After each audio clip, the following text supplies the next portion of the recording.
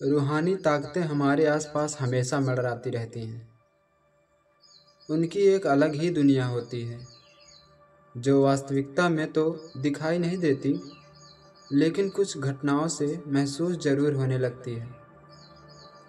ऐसी ही एक हवेली की भूत की है।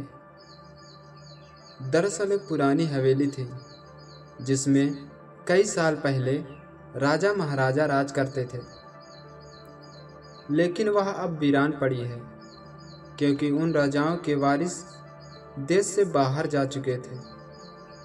हवेली की हालत जर्जर हो चुकी थी। अब उसे मरम्मत की ज़रूरत थी। इसके लिए शासन के नोटिस के अनुसार संपत्ति के मालिक को सूचित किया जाता है। कुछ दिनों में पूर्व राजाओं के वारिस में से एक लड़की हवेली में अपने बच्चों के साथ दाखिल होती है, जो कि उस जमाने के राजा के नाती की लड़की थी। उसका नाम संजना था। उसके पति की कार एक्सीडेंट में मौत हो चुकी थी। अब वह विधवा हो चुकी थी, लेकिन उसके पास एक बेटा था जो 8 वर्ष का था, और वह भी अपने माँ के साथ हवेली आया था। हवेली बहुत विशाल थी, इसलिए उसकी साफ सफाई करने के लिए कई मजदूर बुलाए गए, जिन्हें चप्पे चप्पे की सफाई करने का ठेका दिया गया। किसी को नहीं पता कि हवेली के कोने कोने में कितने खूनी रहस्य छुपे हुए हैं। संजना के आने के बाद हवेली की हवा रूहानी होने लगती है। ऐसा लग रहा था मानो कई वर्षों से इंतजार कर रहा था इस हवेली के वारिस का। एक रात संजना अपने कमरे में अपने बच्चे के साथ सो रही होती है। अचानक उसके खिड़की से एक पंछी टकराकर मर जाता है। यह घटना अपने आप में असामान्य थी। पंछी टकराते ही संजना की नींद खुल जाती है, और जब वह लाइट जलाकर देखती है तो डर से चीखने लगती है, क्योंकि उस कमरे की खिड़की में एक पंछी फंसा हुआ था और उसके शरीर से खून की बूंदें फर्श पर गिर रही थी। नज़ारा इतना भयानक था कि वह अपने बच्चे को उठाना नहीं चाहती थी, लेकिन संजना हिम्मत करके उस पंछी को खिड़की से बाहर फेंक देती है। लेकिन इसके बाद उसे रात भर नींद नहीं आती और वह सुबह तक जागती रहती है। दरअसल वह जानना चाहती है कि यह किसी की शरारत तो नहीं। सुबह होते ही वह अपने यहाँ काम कर रहे मजदूरों से जाकर कहती है कि रात को मेरे कमरे की खिड़की पर कोई पंछी आकर टकराया था और तुरंत मर गया। क्या तुम लोगों में से किसी ने यह हरकत की है? क्योंकि पंछी खुद ब खुद तो खिड़की से नहीं टकरा सकता। मजदूर कहते हैं, नहीं, हमने तो खिड़की से नीचे किसी पंछी को मरा हुआ नहीं देखा। हम तो अभी वहाँ से चले आ रहे हैं। और जब सभी जाकर देखते हैं तो वहाँ वह पंछी नहीं होता। संजना घबराने लगती है कि यह क्या है। यहाँ तो पंछी होना चाहिए, या कम से कम खून की कुछ बूंदें तो दिखनी चाहिए, लेकिन यहाँ पर पंछी का एक पंख तक नहीं पड़ा हुआ है। संजना सभी मजदूरों को कहती है कि हवेली में बहुत सी कीमती चीज़ें और मूर्तियाँ रखी हैं, इन्हें संभाल कर साफ सफाई करना। मजदूर अपने अपने काम में लग जाते हैं। संजना अपने बच्चे के साथ कमरे में टीवी देख रही होती है कि अचानक हवेली की छत से एक मजदूर नीचे गिरता है। संजना को अचानक लोगों की आवाज़ सुनाई देती है। वह भागकर खिड़की से नीचे देखती है तो एक मजदूर की लाश पड़ी होती है। संजना कमरे से नीचे आती है और इसके गिरने का कारण पूछती है। लोगों के जवाब अलग अलग होते हैं। कोई कह रहा होता है कि इसने खुद आत्महत्या की है, और कोई कह रहा था कि यह गलती से नीचे गिर गया। सभी के दावे अलग अलग थे, लेकिन संजना को कुछ अनकही बातें सुनाई दे रही थी। संजना के कान में अचानक एक आहट के साथ आवाज़ आती है, अपने बच्चे को बचा सकती है तो बचा लो। संजना को यह वाक्य सुनते ही अपने कमरे की तरफ भागने लगती है। क्योंकि कमरे में उसका बच्चा अकेला टीवी देख रहा होता है। जैसे ही संजना कमरे में पहुंचती है तो उसका बेटा खिड़की से कूदने वाला ही होता है कि संजना उसका पैर पकड़ लेती है और वह खिड़की से लटक जाता है। संजना पूरी ताकत से उसे ऊपर खींचती है, लेकिन बच्चा फिर भी कूदने की जिद कर रहा होता है। संजना किसी कदर अपने बच्चे को काबू में करती है और कमरे के बाहर आ जाती है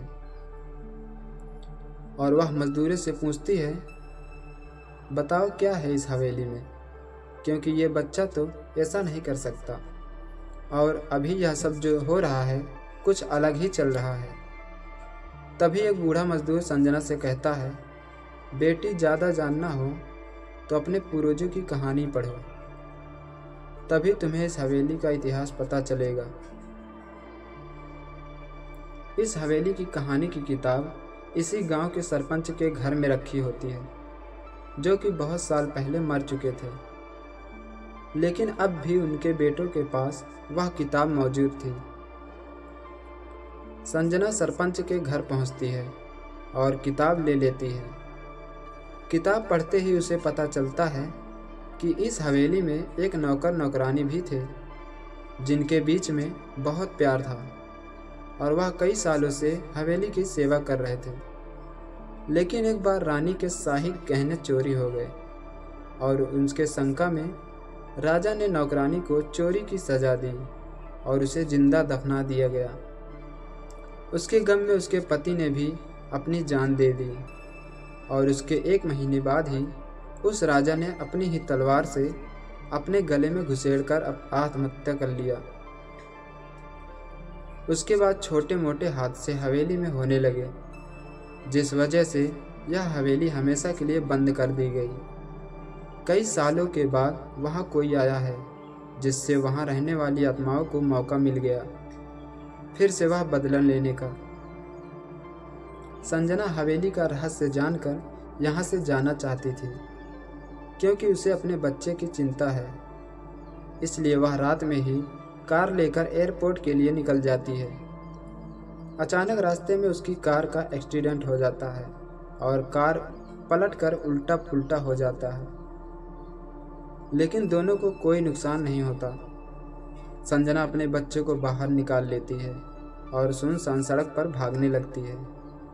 रास्ते में उसे एक कार आते दिखाई देती है और कार रोकने के लिए संजना सड़क के बीच में खड़ी हो जाती है और अपनी मदद के लिए चिल्लाने लगती है। तभी अचानक कार वाला आकर कार का ब्रेक लगा देता है। संजना पास जाकर देखती है तो उसकी हिम्मत बढ़ जाती है, क्योंकि यह एक पुलिस ऑफिसर होता है। संजना हड़बड़ाहट में उसे अपनी बात कहती है और रोने लगती है। पुलिस ऑफिसर उन्हें अपनी गाड़ी में बैठने को कहते हैं और रोड में जाने लगते हैं। रास्ते में एक बूढ़ा सड़क पर जा रहा होता है और इनकी कार के सामने आते ही रोड पर गिर जाता है। पुलिस ऑफिसर गाड़ी से उतरकर उस व्यक्ति को देखते हैं। बूढ़ा व्यक्ति बेहोश हो चुका था। पुलिस ऑफिसर उसे गोद में उठाकर अपनी गाड़ी में पीछे बैठा देता है और अस्पताल के लिए चलने लगते हैं। अचानक उस बूढ़े व्यक्ति का हाथ पीछे से पुलिस ऑफिसर की गर्दन तक पहुंच जाता है। पुलिस ऑफिसर छटपटाने लगते हैं और अचानक गाड़ी का ब्रेक लगा देते हैं। गाड़ी की स्पीड कम होने की वजह से कार वहीं खड़ी हो जाती है और ऑफिसर अपनी गन निकालकर बूढ़े की तरफ निशाना लगाकर गोली चला देता है। बूढ़े की सर में गोली लगने से भी उसकी जान नहीं जाती है। महिला और पुलिस ऑफिसर दोनों समझ चुके थे कि यह कोई भूत है। भूत को देखते ही संजना अपने बच्चों को लेकर बाहर निकल जाती है और इसी बीच पुलिस ऑफिसर भूत की पकड़ से अपने आप को छुड़ाने में कामयाब हो जाते हैं। पुलिस ऑफिसर के बाहर निकलते ही तीनों बाहर रोड से भागने लगते हैं और कुछ देर भागते हुए उन्हें सड़क के किनारे जगमगाती लाइट दिख रही होती है। पुलिस ऑफिसर संजना से कहते हैं कि मैडम यह एयरपोर्ट है, जल्दी से चलिए। संजना अपने बच्चों को लेकर एयरपोर्ट के लिए अंदर पहुंच जाती है। एयरपोर्ट पहुंचते ही संजना की जान में जान आती है, क्योंकि पुलिस ऑफिसर की बहादुरी की वजह से उसके बच्चे की जान बच गई। लेकिन हवेली में भूतिया ताकतों का आधिपत्य अभी तक बना है। अगर यह कहानी आप लोगों को अच्छी लगी हो तो मेरे इस चैनल को सब्सक्राइब करें और साथ में ही घंटी को ज़रूर दबाएं। जाते जाते कमेंट में ज़रूर अपनी राय दें। मिलते हैं अगली वीडियो में एक नई कहानी के साथ। तब तक के लिए खुश रहो, मस्त रहो, सुखी रहो। धन्यवाद।